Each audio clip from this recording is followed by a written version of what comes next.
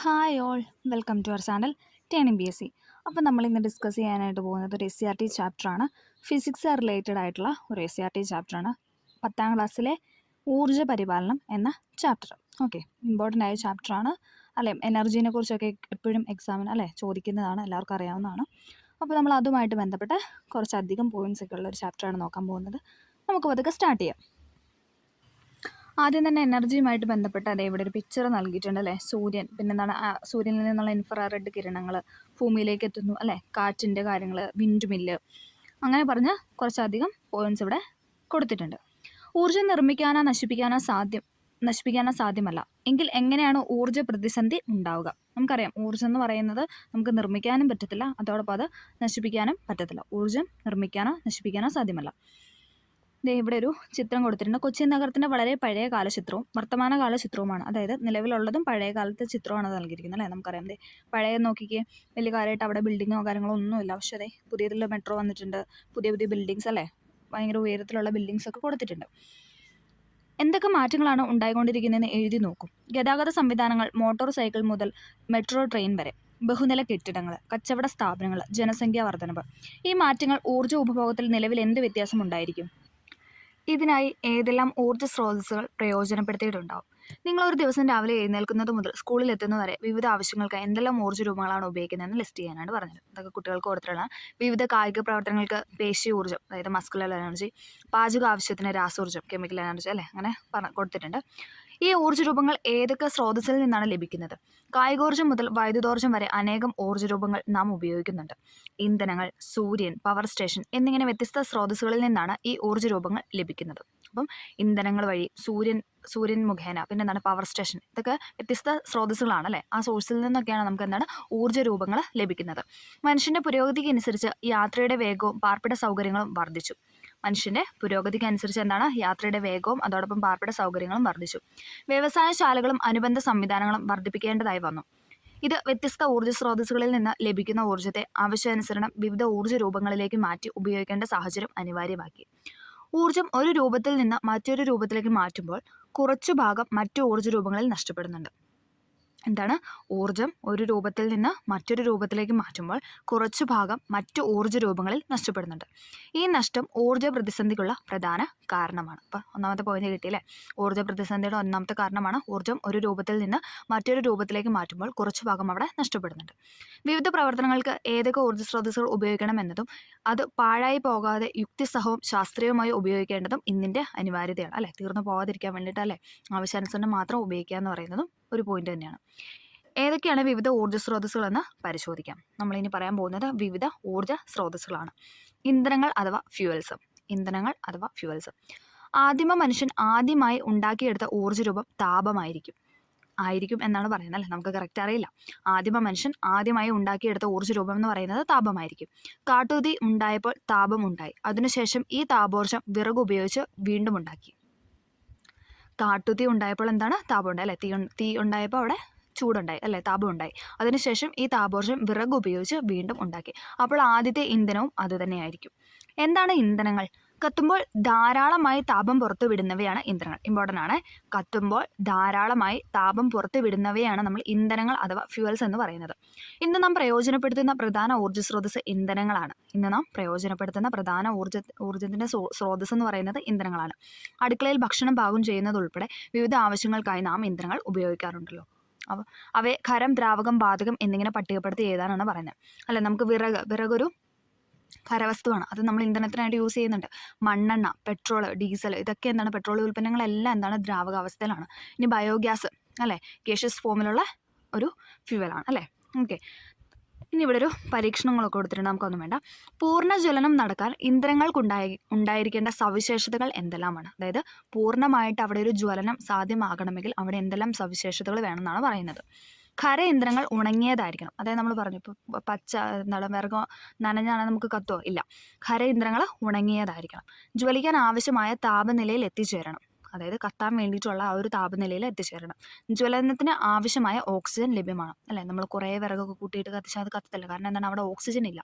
അപ്പം ഓക്സിജന് വേണ്ടി കുറച്ച് സ്പേസ് ഒക്കെ വേണം അല്ലേ. ജ്വലനത്തിന് ആവശ്യമായ ഓക്സിജനും അവിടെ ലഭ്യമാക്കണം.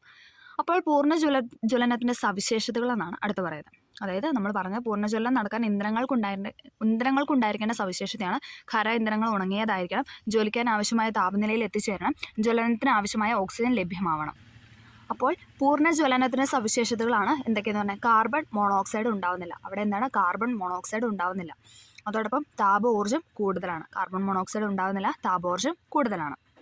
ഇനി നമ്മൾ നോക്കാൻ പോകുന്നത് ഇന്ധനങ്ങളുടെ ജ്വലനം അഥവാ കമ്പസ്റ്റനാണ്. ഇന്ധനങ്ങളുടെ ജ്വലനം അഥവാ കമ്പസ്റ്റൻ. ഇന്ധനങ്ങൾ ജ്വലിക്കുന്നത് ഓക്സിജന്റെ സഹായത്താലാണ്. നമ്മൾ പറഞ്ഞു ഓക്സിജൻ വേണമെന്ന് പറഞ്ഞല്ലേ. ഇന്ധനങ്ങൾ ജ്വലിക്കുന്നത് എങ്ങനെയാണ്? ഓക്സിജന്റെ സഹായത്താലാണ്. അതുകൊണ്ട് തന്നെ നമുക്ക് പറയാം, കത്താൻ സഹായിക്കുന്ന വാതകമാണ് ഓക്സിജൻ. എപ്പോഴും ചോദിക്കുന്ന ഒരു ക്വസ്റ്റ്യൻ ആണ്. കത്താൻ സഹായിക്കുന്ന വാതകമാണ് ഓക്സിജൻ എന്ന് പറയുന്നത്. ഇന്ധനങ്ങൾ പൊതുവെ ഓക്സിജനുമായി തീക്ഷ്ണമായി പ്രതിപ്രവർത്തിച്ച് താപവും പ്രകാശവും അതോടൊപ്പം കാർബൺ ഡൈ ഓക്സൈഡും നീരാവിയും ഉണ്ടാകുന്നതാണ് പൂർണ്ണ ജ്വലനം. ഇപ്പോൾ പൂർണ്ണ ജ്വലനത്തിന് ഘടകങ്ങളാണ് പറഞ്ഞത്. എന്തൊക്കെയാണ്? ഇന്ധനങ്ങൾ പൊതുവെ ഓക്സിജനുമായി തീക്ഷണമായി പ്രതിപ്രവർത്തിച്ച് താപമുണ്ടാവുന്നു, പിന്നെ പ്രകാശം അല്ലേ. തീ കത്തുമ്പോൾ നമുക്കറിയാം താപോർജ്ജം കിട്ടുന്നുണ്ട്, പ്രകാശോർജ്ജം കിട്ടുന്നുണ്ട്. അതോടൊപ്പം എന്താണ്? കാർബൺ ഡൈ ഓക്സൈഡ് CO2, പിന്നെ നീരാവി ഉണ്ടാകുന്നതാണ് പൂർണ്ണജ്വലനം. ഇത്രയും കാര്യങ്ങൾ വന്നാലാണ് നമുക്കത് പൂർണ്ണജ്വലനം എന്ന് പറയാനായിട്ട് സാധ്യമാവും. ആവശ്യമായ അളവിൽ ഓക്സിജൻ ലഭിക്കുന്നില്ലെങ്കിൽ ജ്വലനത്തിൻ്റെ തോത് കുറയും. ആവശ്യമായ അളവിൽ ഓക്സിജൻ ലഭിക്കുന്നില്ലെങ്കിൽ ജ്വലനത്തിൻ്റെ തോത് കുറയും. ഓക്സിജൻ്റെ അളവ് കുറവായാൽ കൂടുതൽ കാർബൺ മോണോക്സൈഡും പിന്നെന്താണ് കരിയും കുറഞ്ഞ അളവിൽ കാർബൺ ഡൈ ഓക്സൈഡും ഉണ്ടാകും. എന്തൊക്കെയാണ്? ഓക്സിജൻ്റെ അളവ് കുറഞ്ഞ, നമ്മൾ പറഞ്ഞു ഓക്സിജൻ്റെ അളവ് ഉണ്ടെങ്കിലാണ് നന്നായിട്ട് ജ്വലിച്ചു അല്ലേ പൂർണ്ണ ജ്വലനം സാധ്യമാകുള്ളൂ എന്ന് പറഞ്ഞു. ഇനി ഓക്സിജൻ്റെ അളവ് കുറവായാൽ എന്താണ്? കൂടുതൽ carbon monoxide, carbon dioxide അല്ല, കാർബൺ മോണോക്സൈഡാണ് കൂടുതൽ ഉണ്ടാകുന്നത്. പിന്നെന്താണ്? പിന്നെ കരി ഉണ്ടാവും. അതോടൊപ്പം കുറഞ്ഞ അളവിൽ കാർബൺ ഡൈ ഓക്സൈഡും ഉണ്ടാവും. കാർബൺ മോണോക്സൈഡ് കുറഞ്ഞ അളവിൽ കരിയും കാർബൺ ഡൈ ഓക്സൈഡും ഉണ്ടാവുന്നു. ഓക്കെ. അന്തരീക്ഷത്തിൽ കലരുന്ന കാർബൺ മോണോക്സൈഡ് ഉണ്ടാക്കുന്ന പ്രശ്നങ്ങളെക്കുറിച്ച് നേരത്തെ മനസ്സിലാക്കിയിട്ടുണ്ടല്ലോ. നമുക്കറിയാം അല്ലേ, അന്തരീക്ഷത്തിൽ അല്ലേ ഏറ്റവും കൂടുതൽ പൊല്യൂഷന് കാരണമായിട്ടുള്ളൊരു കാരണമാണിത് അല്ലേ. വാഹനങ്ങളിൽ നിന്ന് പുറത്തു വരുന്ന പുകയിൽ അടങ്ങിയിട്ടുള്ള ഘടകങ്ങൾ അനുവദിക്കപ്പെട്ട അളവിലും കൂടുതൽ ഉണ്ടോ എന്ന് അറിയാനാണ് പുക പരിശോധന നടത്തുന്നത് അല്ലേ. നമുക്കറിയാം നമ്മളെപ്പോഴും വണ്ടിയൊക്കെ പൊല്യൂഷൻ നോക്കാനായിട്ട് കൊണ്ടുപോകാറുണ്ട്. അപ്പോൾ അതിന് കാരണം എന്താണ്? വാഹനങ്ങളിൽ നിന്ന് പുറത്തു വരുന്ന പുകയിൽ അടങ്ങിയിട്ടുള്ള ഘടകങ്ങൾ അനുവദിക്കപ്പെട്ട അളവിലും കൂടുതലുണ്ടോ എന്ന് ടെസ്റ്റ് ചെയ്യുന്ന ഒരു ഇതാണ് പുക പരിശോധന എന്ന് പറയുന്നത്. ഓക്കെ. അപ്പോൾ നമ്മൾ പറഞ്ഞത് കമ്പസ്റ്റനെ പറ്റിയാണ്. ഓക്സിജൻ്റെ അളവ് ഉണ്ടെങ്കിലാണ് പൂർണ്ണജ്വലനം സാധ്യമാവുള്ളൂ എന്ന് പറഞ്ഞു. ഓക്സിജൻ്റെ അളവ് കുറവായാലും എന്താണ്? കാർബൺ മോണോക്സൈഡാണ് കൂടുതലുണ്ടാകുന്നത് അല്ലേ. അത് നമുക്ക് അല്ലേ പൊല്യൂഷൻ്റെ ഏറ്റവും മുഖ്യമായ ഘടകം തന്നെയാണ് അല്ലേ. അപ്പോൾ അതുകൊണ്ട് ആ ഒരു 2 പോയിൻ്റാണ് നമ്മളവിടെ പറഞ്ഞു വെച്ചത്. അടുത്ത നോക്കാം. ഇനി നമ്മൾ അടുത്ത് പറയുന്നത് ഫോസിൽ ഇന്ധനങ്ങളാണ്. ഫോസിൽ ഇന്ധനങ്ങൾ ലക്ഷക്കണക്കിന് വർഷങ്ങൾക്ക് മുമ്പ് മണ്ണിനടിയിൽ പെട്ടുപോയ സസ്യങ്ങളും ജീവികളും വായുവിൻ്റെ അസാന്നിധ്യത്തിൽ ഉന്നത താപനിലയിലും മർദ്ദത്തിലും രൂപാന്തരം പ്രാപിച്ചുണ്ടായതാണ് ഫോസിൽ ഇന്ധനങ്ങൾ എന്ന് പറയുന്നത്. ലക്ഷക്കണക്കിന് വർഷങ്ങൾക്ക് മുൻപ് മണ്ണിനടിയിൽ പെട്ടുപോയ സസ്യങ്ങളും പിന്നെന്താണ് ജീവികൾ, വായുവിൻ്റെ സസ്യങ്ങളും ജീവികളൊക്കെ എന്താണ്? വായുവിൻ്റെ അസാന്നിധ്യം, വായു ഇല്ലാത്ത ആ ഒരു സാന്നിധ്യത്തിൽ ഉന്നത താപനിലയിലും മർദ്ദത്തിലും രൂപാന്തരം പ്രാപിച്ച് ഉണ്ടായതാണ് ഫോസിൽ ഇന്ധനങ്ങൾ എന്ന് പറയുന്നത്. കൽക്കരി, പെട്രോളിയം, പ്രകൃതിവാതകങ്ങൾ എന്നിവ ഫോസിൽ ഇന്ധനങ്ങളാണ്. ഇമ്പോർട്ടൻ്റ് ആണ്.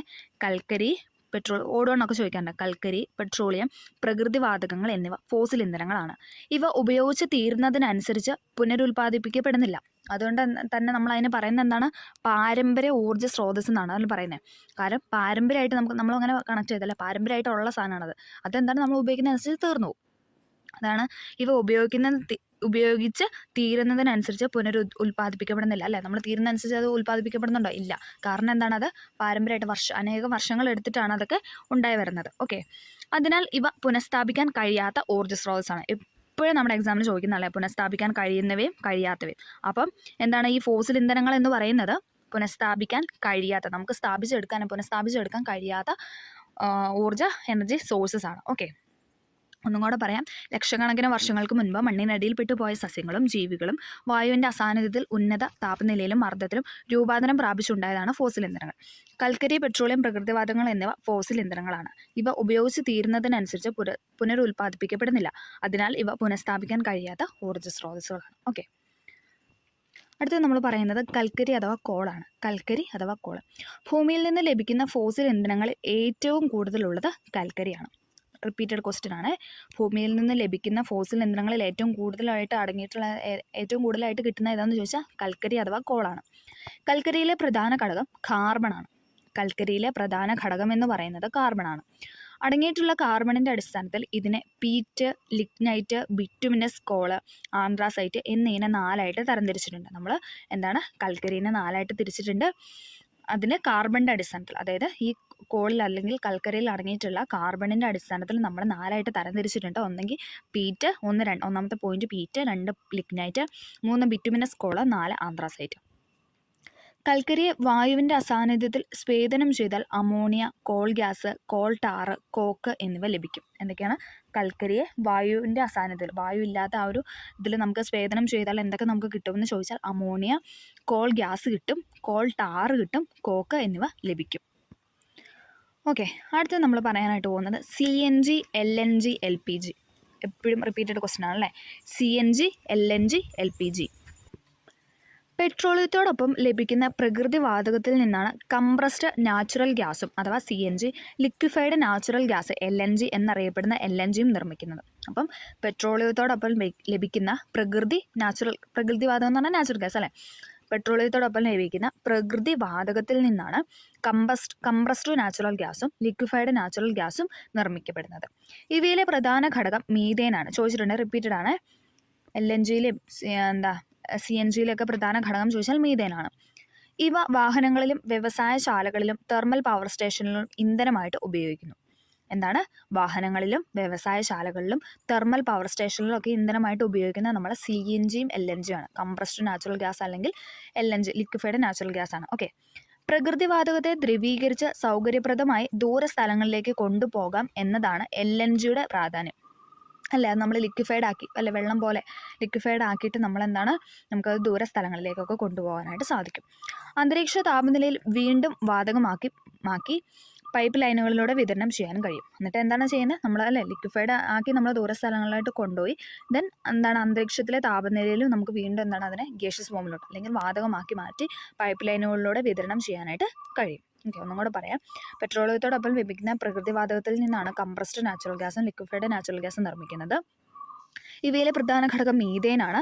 ഇവ വാഹനങ്ങളിലും വ്യവസായശാലകളിലും തെർമൽ പവർ സ്റ്റേഷനിലും ഇന്ധനമായിട്ട് ഉപയോഗിക്കുന്നു. പ്രകൃതിവാതകത്തെ ദ്രവീകരിച്ച് സൗകര്യപ്രദമായ ദൂരസ്ഥലങ്ങളിലേക്ക് കൊണ്ടുപോകാം എന്നതാണ് LNGയുടെ പ്രാധാന്യം. അന്തരീക്ഷ താപനിലയിൽ വീണ്ടും വാതകമാക്കി പൈപ്പ് ലൈനുകളിലൂടെ വിതരണം ചെയ്യാനും കഴിയും. ലിക്വിഫൈഡ് പെട്രോളിയം ഗ്യാസ് എന്നാണ് LPGയുടെ പൂർണ്ണരൂപം. ലിക്വിഫൈഡ് പെട്രോളിയം ഗ്യാസ് എന്നാണ് LPGയുടെ പൂർണ്ണരൂപം.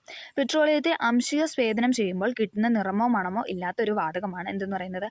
LPG എന്ന് പറയുന്നത് അല്ലേ. എന്താണ്? നിറമോ മണമോ അതിനില്ല.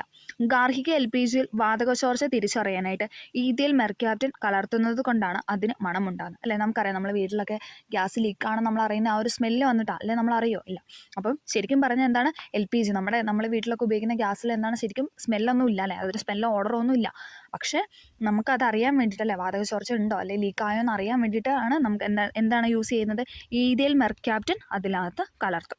ഈഥൈൽ മെർക്യാപ്റ്റൻ കലർത്തിയാലാണ് നമുക്കത് ലീക്ക് ആവുന്നുണ്ടോ എന്ന് അറിയാനായിട്ട് സാധിക്കും. LPGയിലെ മുഖ്യ ഘടകം ബ്യൂട്ടേനാണ്. റിപ്പീറ്റഡ് ക്വസ്റ്റ്യൻ ആണ്. LPGയിലെ മുഖ്യ ഘടകം എന്ന് പറയുന്നത് ബ്യൂട്ടേനാണ്. ഒന്നും കൂടെ പറയാം. നമ്മളിപ്പം CNG പറഞ്ഞു, LNG പറഞ്ഞു. അതിനിപ്പോൾ നമ്മൾ പറഞ്ഞത് LPG ആണ്. ലിക്വിഫൈഡ് പെട്രോളിയം ഗ്യാസ് എന്നാണ് LPGയുടെ പൂർണ്ണ രൂപം. പെട്രോളിയത്തെ അംശിക സ്വേദനം ചെയ്യുമ്പോൾ കിട്ടുന്ന നിറമോ മണമോ ഇല്ലാത്ത ഒരു വാതകമാണിത്. ഗാർഹിക LPGയിൽ വാതകചോർച്ച തിരിച്ചറിയാനായി ഈഥൈൽ മെർക്യാപ്റ്റൻ കലർത്തുന്നത് കൊണ്ടാണ് ഇതിന് മണമുണ്ടാകുന്നത്. LPGയിലെ മുഖ്യ ഘടകം ബ്യൂട്ടേനാണ്. അപ്പം നമ്മൾ ഇനി അടുത്തത് പറയാനായിട്ട് പോകുന്നത് LPGയും സുരക്ഷയുമാണ്. LPG and safety. ഗാർഹിക ആവശ്യങ്ങൾക്ക് ലഭിക്കുന്ന പാചകവാതക സിലിണ്ടറുകളുടെ കാലാവധി അതിൽ രേഖപ്പെടുത്തിയിരിക്കുന്നത് നിങ്ങൾ ശ്രദ്ധിച്ചിട്ടുണ്ടോ? സിലിണ്ടറിൻ്റെ മുകൾ ഭാഗത്തായി ഇത് രേഖപ്പെടുത്തിയിരിക്കുന്നു. ഉദാഹരണമായി A24 എന്നാണെങ്കിൽ A4 ജനുവരി മുതൽ മാർച്ച് വരെ എന്നും 24 അതായത് 24 എന്നത് വർഷത്തെ അതായത് 2024 സൂചിപ്പിക്കുന്നത്. അപ്പം A എന്നാണ് നമ്മുടെ സിലിണ്ടർ, A24 ഒരു എക്സാമ്പിൾ പറഞ്ഞാണ്. അപ്പോൾ A എന്നാണ് കൊടുത്തിരിക്കുന്നത് എന്താണ്? ജനുവരി മുതൽ മാർച്ച് വരെയാണ്. ഈ സിലിണ്ടർ 2024 മാർച്ച് വരെ കാലാവധി ഉള്ളതാണെന്ന് മനസ്സിലാക്കാം. ഇനി B എന്നാണെങ്കിലോ? B എന്നാണ് രേഖപ്പെടുത്തിയിരിക്കുന്നതെങ്കിൽ അത് ഏപ്രിൽ മുതൽ ജൂൺ വരെയും, C എന്നാണെങ്കിൽ ജൂലൈ മുതൽ സെപ്റ്റംബർ വരെയും, D എന്നാണെങ്കിൽ ഒക്ടോബർ മുതൽ ഡിസംബർ വരെ ആയിരിക്കും. ഓക്കെ, അപ്പോൾ A എന്ന് പറയുന്നത് ജനുവരി ടു മാർച്ച്, B എന്ന് പറഞ്ഞു കഴിഞ്ഞാൽ എന്താണ്? ഏപ്രിൽ ടു ജൂൺ, C ആണെങ്കിൽ ജൂലൈ ടു സെപ്റ്റംബർ, D ആണെങ്കിൽ ഒക്ടോബർ ടു ഡിസംബർ. LPGയുടെ മണം അനുഭവപ്പെട്ടാൽ ചുരുങ്ങിയത് 3% LPG അന്തരീക്ഷ വായുവിൽ ഉണ്ട് എന്നാണ് അർത്ഥം. അതായത് നമുക്കറിയാലോ ലീക്കായി എന്ന് നമുക്ക് ആ ഒരു സ്മെല്ല് കിട്ടിക്കഴിഞ്ഞാൽ അല്ലേ നമ്മൾ പറഞ്ഞു ഈഥൈൽ മെർക്യാപ്റ്റനാണ് ചേർക്കുന്നതെന്ന് പറഞ്ഞു അല്ലേ. കാരണം എന്താണ് എൽ പി ജിക്ക് സ്മെല്ല് ഓർഡറൊന്നും ഇല്ലാത്തതുകൊണ്ട് തന്നെ ആ ഒരു സ്മെല്ല് നമുക്ക് തിരിച്ചറിയാം. ലീക്കേജ് ഉണ്ടെങ്കിൽ അത് തിരിച്ചറിയാൻ വേണ്ടിയിട്ട് നമ്മൾ യൂസ് ചെയ്യുന്നതാണ് ഈഥൈൽ മെർക്യാപ്റ്റൻ. അപ്പം നമുക്ക് ആ ഒരു സ്മെല്ല് പുറത്തോട്ട് വന്നാൽ എന്താണ് ചുരുങ്ങിയത് 3% എൽ പി ജി അന്തരീക്ഷ വായുവിലുണ്ട് എന്നാണ് അർത്ഥം. വായുവിലെ എൽ പി ജിയുടെ 2% സാന്നിധ്യം പോലും തീപിടുത്തത്തിനും കാരണമാകും അല്ലേ.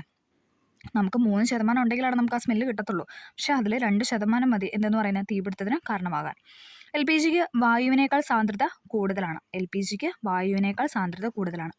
എൽ പി ജി വാതകത്തിന് മണം അനുഭവപ്പെട്ടാൽ വൈദ്യുത സ്വിച്ചുകൾ ഓൺ ചെയ്യുകയോ ഓഫ് ചെയ്യുകയോ അരുത് അല്ലേ. ഇപ്പം ഇൻ കേസ് നമ്മളത് അവിടെ നമ്മുടെ സ്വിച്ച് ഓൺ ആണ്, നമ്മുടെ ലൈറ്റൊക്കെ ഓൺ ആണെങ്കിൽ നമ്മളത് ഓഫ് ചെയ്യാനൊന്നും പോകരുത്, അങ്ങനെ തന്നെ ഇടണം. ഓക്കെ, ഓഫ് ചെയ്യാനോ ഇനി ഓഫായിട്ട് കിടക്കുന്നതാണ് നമ്മൾ ഓൺ ആക്കാനോ പോകാൻ പാടില്ല. ഓക്കെ, എൽ പി ജി ചോർച്ചയുണ്ടായി തീപിടുത്തം ഉണ്ടാവുകയാണെങ്കിൽ തീയുടെ ചൂട് മൂലം സിലിണ്ടർ അല്ലെങ്കിൽ ടാങ്കർ ചൂടാവുകയും ദ്രാവക എൽ പി ജി വാതകമാവുകയും ഉള്ളിലെ മർദ്ദം അധികരിക്കുകയും ചെയ്യും. അതായത് നമുക്ക് തരുന്ന ലിക്വിഫൈഡ് പെട്രോളിയം ഇതല്ലേ, അപ്പോൾ അതെന്താണ് അത് പൊട്ടിത്തെറിക്കുന്നത് മൂലം എന്താണ് അത് ഗേഷ്യസ് ഫോമിലോട്ട് മാറും അല്ലേ.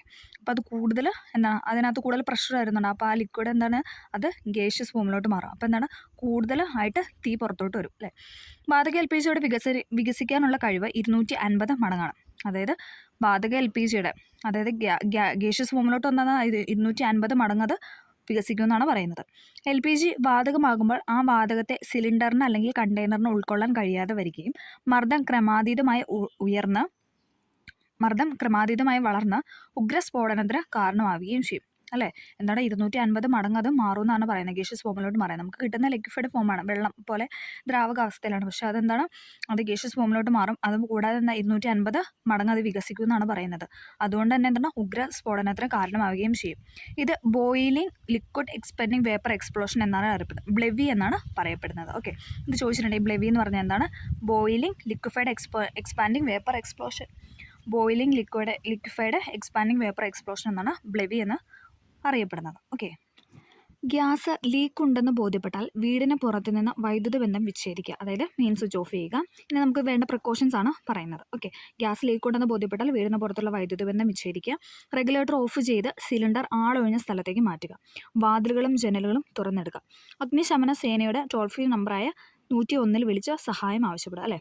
ഫയർഫോഴ്സിൻ്റെ നമ്പറാണ് 101 എന്ന് പറയുന്നത്, അതിൽ ബന്ധപ്പെടാനാണ് പറയുന്നത്. മതിയായ പരിശീലനം ശ്രദ്ധിച്ച രക്ഷാപ്രവർത്തകർക്ക് നനഞ്ഞ ചണച്ചാക്ക് ഉപയോഗിച്ച് സിലിണ്ടറിൻ്റെ വായറ്റം മൂടി ഓക്സിജനുമായുള്ള സമ്പർക്കം ഒഴിവാക്കി തീക്കെടുത്താം. അപ്പോൾ അതിനകത്ത് പറയുന്ന ഒരു പോയിന്റ് എന്താണ്?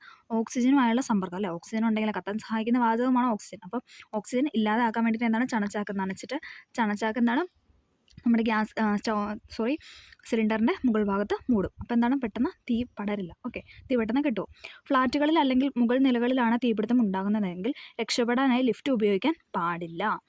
സ്റ്റെയർ കേസ് മാത്രമേ ഉപയോഗിക്കാൻ പാടുള്ളൂ. വാതകമോ പുകയോ ശ്വസിക്കാത്ത വിധത്തിൽ മൃദുവായ തുണി കൊണ്ട് മൂക്കും വായും മൂടണം. എന്താ പറഞ്ഞാൽ ഫ്ലാറ്റിൽ അല്ലെങ്കിൽ മുകൾ നിലകളിലാണ് നമ്മൾ താമസിക്കുന്നതെങ്കിൽ നമ്മൾ രക്ഷപ്പെടാൻ വേണ്ടിയിട്ട് എന്താണ് ലിഫ്റ്റ് യൂസ് ചെയ്യാനായിട്ട് പാടില്ല. സ്റ്റെയർ കേസ് അതായത് സ്റ്റെപ്പ് ഇറങ്ങി നമ്മൾ വരണം. ഓക്കെ, വാതകമോ പുകയോ ശ്വസിക്കാതെ വിധത്തിൽ മൃദുവായ തുണി കൊണ്ട് മൂക്കും വായും മൂടണം എന്നാണ് പറയുന്നത്. ഫോസിൽ ഇന്ധനങ്ങൾ രൂപപ്പെട്ടത് ലക്ഷക്കണക്കിന് വർഷങ്ങൾ കൊണ്ടാണ്. നമ്മൾ പറഞ്ഞായിരുന്നല്ലേ, എന്താ 1-2 വർഷങ്ങൾ പോരാ, അനേകം വർഷങ്ങളെടുത്താണ് ഈ ഫോസിൽ ഇന്ധനങ്ങൾ രൂപപ്പെടുന്നത്. അതുകൊണ്ട് അവ ഭാവി തലമുറയ്ക്ക് കൂടി കരുതി വെക്കേണ്ടതല്ലേ.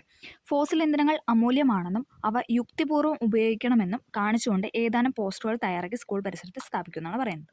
ഓക്കെ, നമ്മൾ അടുത്ത് പറയാനായിട്ട് പോകുന്നത് ബയോമാസ് ആണ്. ബയോമാസ് വിറക്, ചാണകവരളി എന്നിവ പുരാതന കാലം മുതലേ ഉപയോഗിക്കുന്ന ഇന്ധനങ്ങളാണ്. വിറക്, ചാണകവരളി അല്ലേ, ചാണകം ഇങ്ങനെ റൗണ്ടിലല്ലേ പപ്പടം പോലെ ആക്കി ഇങ്ങനെ ഒട്ടിക്കുന്ന അല്ലേ. ഓക്കെ, അതാണ് ചാണകവരളി എന്ന് പറയുന്നത്. അതൊക്കെ പുരാതന കാലം മുതലായിട്ട് നമ്മൾ യൂസ് ചെയ്യുന്ന ഒരു ഇന്ധനത്തിന് വേണ്ടിയിട്ട് യൂസ് ചെയ്യുന്ന വസ്തുവാണ്. ഓക്കെ, ഇത്തരം ഇന്ധനങ്ങൾ സസ്യങ്ങളിൽ നിന്നും ജന്തുക്കളിൽ നിന്നും ലഭിക്കുന്നവ ആയതിനാൽ ഇവയെ ജൈവ അവശിഷ്ടങ്ങൾ അഥവാ ബയോമാസ് എന്നാണ് പറയുന്നത്.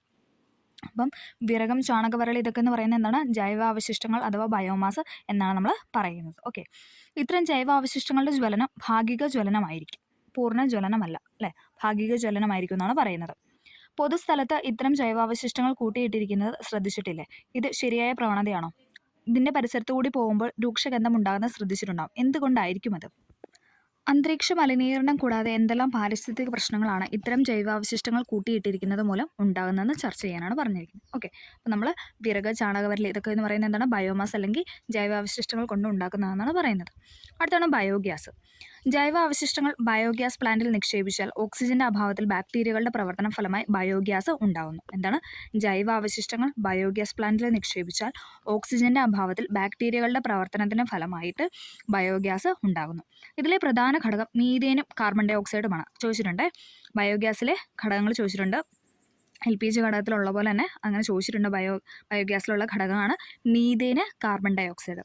പ്ലാന്റിൽ നിന്ന് പുറന്തള്ളുന്ന സ്ലറി നല്ല വളമാണ്. ബയോമാസിനെ ബയോഗ്യാസാക്കി മാറ്റുമ്പോൾ കൂടുതൽ കലോറിക മൂല്യമുള്ള ഇന്ധനം ലഭിക്കുന്നു എന്ന് മാത്രമല്ല, അന്തരീക്ഷ മലിനീകരണം കുറയ്ക്കുകയും ചെയ്യുന്നു. അപ്പം പ്രകൃതിക്ക് അത്ര ദോഷകരമല്ലാത്തൊരു കാര്യമാണ് ബയോഗ്യാസ് എന്ന് പറയുന്നത്. ജൈവ അവശിഷ്ടങ്ങൾ ബയോഗ്യാസ് പ്ലാന്റിൽ നിക്ഷേപിച്ചാൽ ഓക്സിജന്റെ അഭാവത്തിൽ ബാക്ടീരിയകളുടെ പ്രവർത്തനത്തിന് ഫലമായിട്ട് ബയോഗ്യാസ് ഉണ്ടാകുന്നു. ഇതിലെ പ്രധാന ഘടകം മീഥേനും കാർബൺ ഡൈ ഓക്സൈഡുമാണ്. പ്ലാന്റിൽ നിന്ന് പുറന്തള്ളുന്ന സ്ലറി നല്ല വളമാണ്. ബയോമാസിനെ ബയോഗ്യാസാക്കി മാറ്റുമ്പോൾ കൂടുതൽ കലോറിക മൂല്യം ഉള്ള ഇന്ധനം ലഭിക്കുന്നു എന്ന് മാത്രമല്ല, അന്തരീക്ഷ മലിനീകരണം കുറയ്ക്കുകയും ചെയ്യുന്നു. അടുത്ത നമ്മൾ പറയാനായിട്ട് പോകുന്നത് കലോറിക മൂല്യം അഥവാ കലോറിഫിക് വാല്യൂ ആണ്. കലോറിക മൂല്യം. ഓക്കെ, 1 കിലോഗ്രാം ഇന്ധനം പൂർണ്ണമായി കത്തുമ്പോൾ പുറത്തുവിടുന്ന താപ ഊർജ്ജത്തിൻ്റെ അളവാണ് ആ ഇന്ധനത്തിന് കലോറിക മൂല്യം എന്ന് പറയുന്നത്. 1 കിലോഗ്രാം ഇന്ധനം അത് പൂർണ്ണമായിട്ട് കത്തണം, പൂർണ്ണ ജ്വലനമായിരിക്കണം. പൂർണ്ണമായി കത്തുമ്പോൾ പുറത്തുവിടുന്ന താപോർജ്ജത്തിൻ്റെ അളവാണ് ആ ഇന്ധനത്തിന് കലോറിക മൂല്യം എന്ന് പറയുന്നത്. ഇതിൻ്റെ unit kilo joule per kilogram എന്നാണ്. കലോറിക മൂല്യത്തിൻ്റെ യൂണിറ്റ് എന്ന് പറയുന്നത് എന്താണ്? കിലോ ജൂൾ പെർ കിലോഗ്രാം എന്നാണ്. ഓക്കെ, 1 കിലോഗ്രാം ഇന്ധനം പൂർണ്ണമായി കത്തുമ്പോൾ പുറത്തുവിടുന്ന താപോർജ്ജത്തിൻ്റെ അളവാണ് ആ ഇന്ധനത്തിൻ്റെ കലോറിക മൂല്യം. ഇതിൻ്റെ യൂണിറ്റ് എന്ന് പറയുന്നത് കിലോ ജൂൾ പെർ കിലോഗ്രാം ആണ്. ഓക്കെ, ഇവിടെ അതേ കുറച്ച് ചില ഇന്ധനങ്ങളും അതോടൊപ്പം കലോറിക മൂല്യവും കൊടുത്തിട്ടുണ്ട്. നമുക്ക് ജസ്റ്റ് ഒന്ന് നോക്കാം. ഈ ഹൈഡ്രജൻ ചോദിച്ചിട്ടുണ്ട്, പിന്നെ ഫയറിൻ്റെ ഒക്കെ എക്സാമിന് കൂടുതലും ചോദിച്ചു കണ്ടിട്ടുണ്ട് ഇതൊക്കെ. ഓക്കെ, അപ്പോൾ ഹൈഡ്രജൻ ഒന്ന് പഠിച്ചു വയ്ക്കുക. 1,50,000. Okay, 1,50,000 kilo joule per kg kilogram ആണ് എന്ന് പറയുന്നത് ഹൈഡ്രജൻ്റെ കലോറിക മൂല്യം എന്ന് പറയുന്നത്. CNG ആണെങ്കിലോ 50,000 കിലോ ജൂൾ പെർ കിലോഗ്രാം. ചാണകവരളി നമ്മൾ പറഞ്ഞായിരുന്നല്ലേ, ചാണകവരളിയാണ് 6,000 to 8,000. ഇനി LPG ആണ് 55,000, ബയോഗ്യാസ് ആണ് 30,000, കൽക്കരി ആണ് 25,000, പെട്രോൾ ആണ് 45,000, മീഥേൻ ആണെങ്കിൽ 50,000. ഓക്കെ, അടുത്ത നമ്മൾ പറയുന്നത് ഹൈഡ്രജനും ഹൈഡ്രജൻ ഫ്യൂവൽ സെല്ലുമാണ്. ഹൈഡ്രജൻ ഫ്യൂവൽ സെല്ലും, ഹൈഡ്രജൻ ആൻഡ് ഫ്യൂവൽ സെല്ല്. ഉയർന്ന കലോറിക മൂല്യമുള്ള ഇന്ധനമാണ് ഹൈഡ്രജൻ. നമ്മൾ പറഞ്ഞാൽ 1,50,000 ഉണ്ട് അതിൻ്റെ കലോറിക മൂല്യം എന്ന് പറയുന്നത്. ഇത് എളുപ്പം തീ പിടിക്കുന്നതും സ്ഫോടക സ്വഭാവമുള്ളതുമാണ്. ഹൈഡ്രജൻ എന്ന് പറയുന്നത് എന്താണ്? പെട്ടെന്നല്ലേ, ഫ്യൂച്ചർ ഫ്യൂവൽ എന്നൊക്കെയാണ് പറയുന്നത് അല്ലേ. കാരണം എന്താണ്? പെട്ടെന്ന് തീ പിടിക്കും അല്ലേ. അതിനാൽ ഒരു സ്ഥലത്ത് നിന്ന് മറ്റൊരു സ്ഥലത്തേക്ക് കൊണ്ടുപോകാനോ സംഭരിക്കാനോ ബുദ്ധിമുട്ടാണ്. നമുക്ക് ഹൈഡ്രജൻ ഇങ്ങോട്ട് കൊണ്ടുപോകാനോ അല്ലെങ്കിൽ അത് സ്റ്റോറേജ് ചെയ്ത് വെക്കാനോ ഒക്കെ നല്ല പാടാണ്. ഹൈഡ്രജനും ഓക്സിജനും സംയോജിപ്പിച്ച് വൈദ്യുതി നിർമ്മിക്കുന്നതിന് ഹൈഡ്രജൻ ഫ്യൂവൽ സെല്ല് ഉപയോഗിക്കുന്നു. ഹൈഡ്രജനും ഓക്സിജനും സംയോജിപ്പിച്ച് വൈദ്യുതി നിർമ്മിക്കുന്നതിന് ഹൈഡ്രജൻ ഫ്യൂവൽ സെല്ല് ഉപയോഗിക്കുന്നു. ഓക്കെ, അപ്പം ഹൈഡ്രജന് ഉയർന്ന കലോറിക മൂല്യമുള്ള ഇന്ധനമാണ്. ഇത് എളുപ്പം പെട്ടെന്ന് തീ പിടിക്കുന്ന അല്ലേ, സ്ഫോടക സ്വഭാവമുള്ള ഒരു വസ്തുവാണ്, ഒരു ഫ്യൂവലാണ് ഇതെന്ന് പറഞ്ഞാൽ ഹൈഡ്രജൻ എന്ന് പറഞ്ഞാൽ. അതിനാൽ ഒരു സ്ഥലത്ത് നിന്ന് മറ്റൊരു സ്ഥലത്തേക്ക് കൊണ്ടുപോകാനോ സംഭരിക്കാനോ ബുദ്ധിമുട്ടാണ്. ഹൈഡ്രജനും ഓക്സിജനും സംയോജിപ്പിച്ച് വൈദ്യുതി നിർമ്മിക്കുന്നതിന് ഹൈഡ്രജൻ ഫ്യൂവൽ സെല്ല് ഉപയോഗിക്കുന്നു. ഇനി നമ്മൾ പറയുന്ന ഒരു സവിശേഷതയാണ്. ഓക്കെ, ഒരു നല്ല ഇന്ധനത്തിനുണ്ടായിരിക്കുന്ന ഗുണങ്ങൾ എന്തെല്ലാമാണ് നമുക്ക് നോക്കാം. എളുപ്പം ലഭ്യമാകണം അല്ലേ, നമുക്ക് പെട്ടെന്ന് അത് ലഭ്യമാകാനായിട്ട് കഴിയണം. ചിലവ് കുറവായിരിക്കണം. ഉയർന്ന കലോറിക മൂല്യം ഉണ്ടാവണം അല്ലേ, കലോറിക മൂല്യം ഉണ്ടായാലാണ് പെട്ടെന്ന് തീ പിടിക്കത്തുള്ളൂ അല്ലേ. അപ്പം ഉയർന്ന കലോറിക മൂല്യം ഉണ്ടായിരിക്കണം. കത്തുമ്പോൾ അന്തരീക്ഷ മലിനീകരണം കുറവായിരിക്കണം. കുറവായിരിക്കണം. സംഭരിച്ചു വെക്കാൻ പര്യാപ്തമായിരിക്കണം അല്ലേ, നമുക്കത് സ്റ്റോർ ചെയ്ത് വെക്കാനായിട്ട് സാധിക്കണം. ദ്രവ ഇന്ധനങ്ങൾ സാധാരണ താപനിലയിൽ എളുപ്പം ബാഷ്പീകരിക്കരുത്. ദ്രവ ഇന്ധനങ്ങൾ എന്താണ്? സാധാരണ ടെമ്പറേച്ചറിൽ ബാഷ്പീകരിച്ച് പോകരുത്, അതായത് ഗേഷ്യസിലോട്ട് മാറരുത് എന്നാണ് പറയുന്നത്. ഓക്കെ, ഇത്രയും കാര്യങ്ങളാണ് എന്തെന്ന് പറയുന്നത് ഒരു നല്ല ഇന്ധനത്തിനുണ്ടായിരിക്കുന്ന ഗുണങ്ങളെന്ന് പറയുന്നത്. ഊർജ്ജ രൂപങ്ങളിൽ പ്രധാനപ്പെട്ടതാണ് വൈദ്യുതോർജ്ജം എന്ന് പറയുന്നത്. ഊർജ്ജ രൂപങ്ങളിൽ പ്രധാനപ്പെട്ടതാണ് എന്തെന്ന് പറയുന്നത് വൈദ്യുതോർജ്ജം. ഏറ്റവും എളുപ്പത്തിൽ വിവിധ രൂപങ്ങളിലേക്ക് മാറ്റാമെന്നതാണ് ഇതിൻ്റെ പ്രത്യേകത. അതായത് പല രൂപങ്ങളിലേക്ക് നമുക്ക് വൈദ്യുതോർജ്ജം മാറ്റാമെന്നാണ് ഇതിൻ്റെ സ്പെഷ്യാലിറ്റി എന്ന് പറയുന്നത്. വൈദ്യുതി ലഭിക്കുന്നില്ലെങ്കിൽ നമ്മുടെ ജീവിതം എങ്ങനെയാകുമെന്ന് ചിന്തിച്ചിട്ടുണ്ടോ? ഒരു രാജ്യത്തിൻ്റെ അഭിവൃദ്ധിയെ അളക്കുന്ന ഒരു ഘടകമാണ് ആ രാജ്യത്തെ ഓരോ വ്യക്തിക്കുമുള്ള വൈദ്യുതോർജ്ജത്തിൻ്റെ ലഭ്യത. ഒരു രാജ്യത്തിൻ്റെ അഭിവൃദ്ധിയെ അളക്കുന്ന ഒരു ഘടകമാണ് ആ രാജ്യത്തെ ഓരോ വ്യക്തികൾക്കുമുള്ള വൈദ്യുതോർജ്ജത്തിൻ്റെ ലഭ്യത. ജനറേറ്ററിൽ നിന്ന് വൈദ്യുതി ലഭിക്കുന്നുണ്ടെന്ന് നേരത്തെ പഠിച്ചല്ലോ. ജനറേറ്റർ നടന്ന ഊർജ്ജ പരിവർത്തനം എന്താണെന്ന് എഴുതാനാണ് പറഞ്ഞിരിക്കുന്നത്. എന്താണ്? യാന്ത്രികോർജ്ജം വൈദ്യുതോർജ്ജമായിട്ട് മാറുന്നു അല്ലേ. ഓക്കെ, വിതരണത്തിന് വേണ്ടി വൻതോതിൽ വൈദ്യുതി ഉൽപ്പാദിപ്പിക്കുന്ന കേന്ദ്രങ്ങളാണല്ലോ പവർ സ്റ്റേഷൻ. വിതരണത്തിന് വേണ്ടിയിട്ട് വൻതോതിൽ വൈദ്യുതി ഉൽപ്പാദിപ്പിക്കുന്ന അല്ലേ, ഇലക്ട്രിസിറ്റി പ്രൊഡ്യൂസ് ചെയ്യുന്ന കേന്ദ്രങ്ങളാണ് പവർ സ്റ്റേഷൻ എന്ന് പറയുന്നത്. പവർ ജനറേറ്റർ പ്രവർത്തിക്കാൻ ആവശ്യമായ യാന്ത്രികോർജ്ജം വ്യത്യസ്ത രീതികളിലാണ് ലഭ്യമാകുന്നത്. ഇങ്ങനെ നൽകുന്ന ഊർജ്ജ സ്രോതസ്സുകളുടെ അടിസ്ഥാനത്തിൽ പവർ സ്റ്റേഷനിൽ വർഗീകരിക്കുക എന്നാണ് പറയുന്നത്.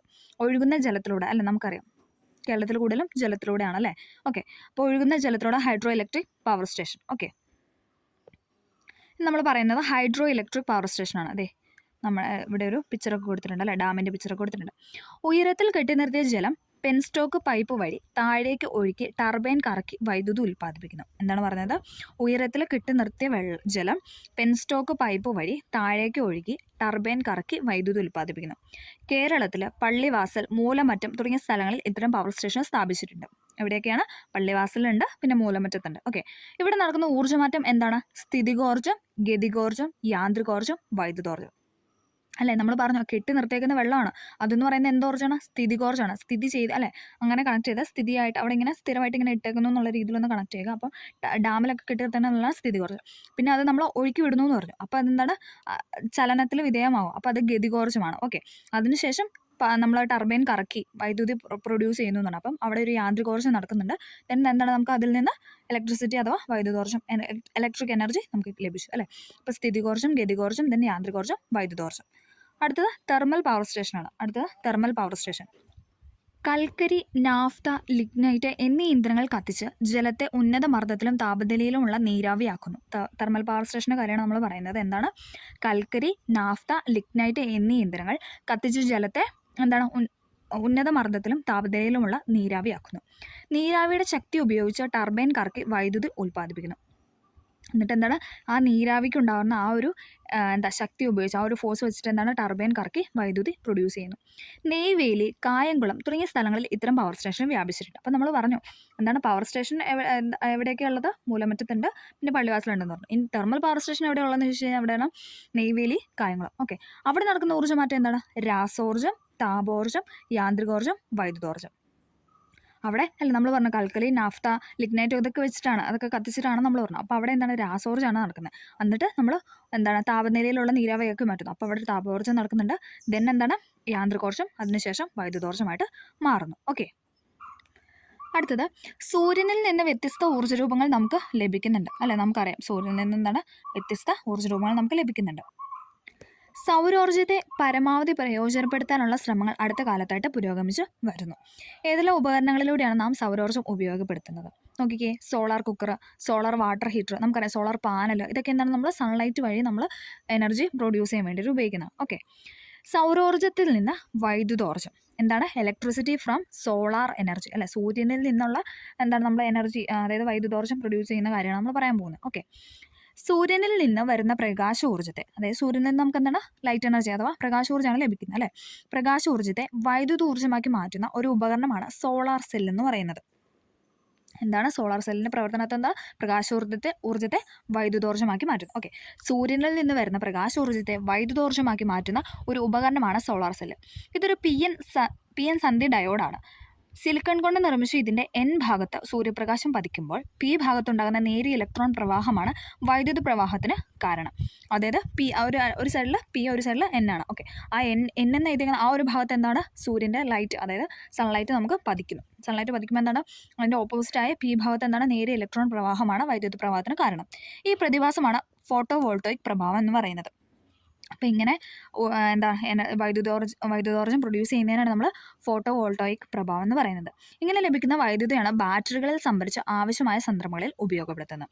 ഇങ്ങനെ ലഭിക്കുന്ന വൈദ്യുതിയാണ് എന്തെന്ന് പറയുന്നത്? നമ്മൾ ബാറ്ററികളിലൊക്കെ സംഭരിച്ചിട്ട് ആവശ്യമായ സന്ദർഭങ്ങളിൽ ഉപയോഗപ്പെടുത്തുന്നത്. ഓക്കെ, ഇനി നമ്മൾ അടുത്ത് പറയാനായിട്ട് പോകുന്നത് സോളാർ പാനലാണ്. നമുക്കറിയാം അല്ലേ, നമുക്ക് പരിചിതമായിട്ടുള്ള ഒരു കാര്യമാണ് ഇപ്പം അല്ലേ. എല്ലായിടത്തും സോളാർ പാനലൊക്കെ നമുക്ക് കണ്ട് പരിചിതമായിട്ടുള്ള ഒരു കാര്യമാണ്. ഓക്കെ, നമുക്ക് നോക്കാം.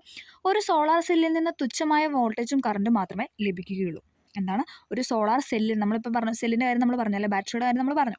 ഒരു സോളാർ സെല്ലിൽ നിന്ന് എന്താണ്? തുച്ഛമായ വോൾട്ടേജും അതോടൊപ്പം തുച്ഛമായ കറണ്ടുമാണ് നമുക്ക് ലഭിക്കത്തുള്ളൂ. അനേകം സോളാർ സെല്ലുകൾ യോജിപ്പിച്ചാണ് സോളാർ പാനൽ നിർമ്മിച്ചിരിക്കുന്നത്. അപ്പം ഒരുപാട് സോളാർ സെല്ല് കൂട്ടിയാണ് എന്തെന്ന് പറയുന്നത് സോളാർ പാനൽ നിർമ്മിച്ചിരിക്കുന്നത്. ഈ സോളാർ പാനലിൽ നിന്ന് ലഭിക്കുന്ന വൈദ്യുതി സ്റ്റോറേജ് ബാറ്ററികളിൽ സംഭരിച്ച് ആവശ്യാനുസരണം പ്രയോജനപ്പെടുത്താം. എന്താണ്? ഈ സോളാർ പാനൽ, അതായത് നമ്മൾ പറഞ്ഞു സോളാർ സെല്ല് കുറേ സോളാർ സെല്ല് യോജിപ്പിച്ചിട്ടാണ് നമ്മൾ സോളാർ പാനൽ നിർമ്മിക്കുന്നതെന്ന് പറഞ്ഞു.